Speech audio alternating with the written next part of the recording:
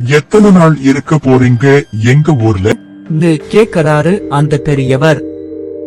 இன்னும் 2 முதல் 3 வரை நாள் இருப்பேன் தாத்தா அப்படின்னு சொல்றான் ரவி.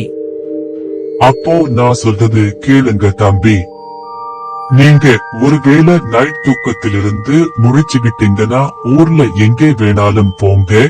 ஆனா ஊரோட தெற்கு பக்கம் இருக்க ஒரு ஆழமரம் பக்கம் மட்டும் போகாதீங்க அப்படின்னு அட்வைஸ் பண்றாரு. என் தாத்தா, நீங்க அங்க தூங்குவீங்களா அப்படின்னு கேலியா கேட்கறான் ரவி. தம்பி, இப்படி கேலியா பேசாதீங்க. அந்த மரம் கிட்ட போனவங்க யாரும் திரும்ப வந்ததே இல்ல.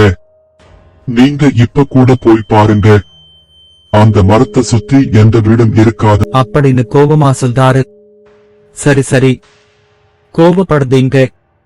ஒருவேளை அந்த மரத்துல எதுவும் இல்லன்னு நிரூபிச்ச என்ன பண்ணுவீங்க கேட்கறான் ரவி.